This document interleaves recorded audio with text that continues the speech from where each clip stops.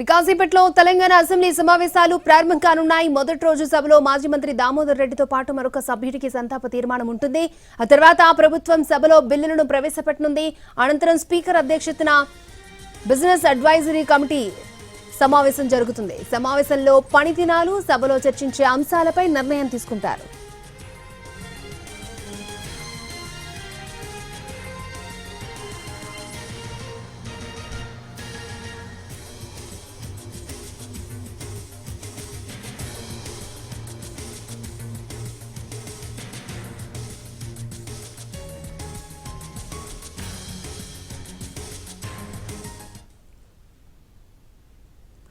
ప్రతిపక్ష నేత కేసీఆర్ కేవలం అటెండెన్స్ కోసం కాకుండా అసెంబ్లీలో జరిగే చర్చల్లో పాల్గొనాలని కోరారు ప్రభుత్వ విప్ ఆది శ్రీనివాస్. ప్రజా సమస్యలపై ప్రభుత్వానికి సలహాలు, సూచనలు ఇవ్వాలని కోరారు.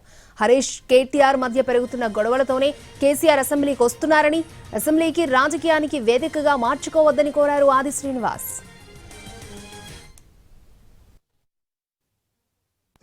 మళ్లీ వెళ్లిపోవడం, మాయం కావడం కాకుండా అసెంబ్లీ జరిగినన్ని రోజులు వారు ఎమ్మెల్యేగా ప్రతిపక్ష నాయకుడు అయినటువంటి మాజీ ముఖ్యమంత్రి హోదాలో వారు ఉండాలి, సూచనలు సలహాలు ఇవ్వాలని చెప్పని ఈ సందర్భంగా మా వైపు నుంచి కోరుతూ, ఈ అసెంబ్లీని మామ అల్లుడు కొడుకులాగా రాజకీయం కోసం మార్చుకోకుండా, లేదంటే అసెంబ్లీలో నేను రాకపోతే ఇద్దరి మధ్యలో ఉన్న గొడవలు పెరిగిపోతున్నాయి, మా పార్టీ ప్రతిష్ట తగ్గిపోతుందని చెప్పనే భావనతో వస్తున్నటువంటి మాటను కూడా ప్రజలు చర్చించుకున్న సందర్భంలో ఈరోజు తెగ అడావుడి చేస్తున్నటువంటి వారికి, అంటే ఒకవేళ ఈరోజు వారు వస్తువుని చెప్పండి బీఆర్ఎస్ నాయకులు కారెక్కిండు, బయలుదేరిండు, వస్తుండు అనేటువంటి మాట అంటే, ఈ రెండేళ్లలో మీరు అసెంబ్లీలో ప్రజా సమస్యలు లేవనెత్తడంలో విఫలమైతే వారు బయలుదేరినని చెప్పని మీరు చెప్పదలుచుకున్నారా?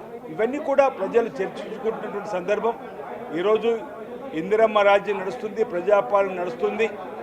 ప్రజలకు ఉపయోగపడేటువంటి, ప్రజలకు సంబంధించినటువంటి మేలైనటువంటి కార్యక్రమాలు అమలు చేసుకుంటూ ముందుకు పోతున్న సందర్భంలో వచ్చినటువంటి ఈ అసెంబ్లీలో, ఈ అసెంబ్లీ సమావేశాల్లో మీ సూచనలు, సలహాలు ఇచ్చి రాష్ట్ర సమగ్ర అభివృద్ధికి సహకారం అందిస్తారని చెప్పని, రాజకీయం కోసం వాడుకోకుండా ఉండాలని చెప్పి మా వైపు నుంచి మేము తెలియజేస్తా ఉన్నాం.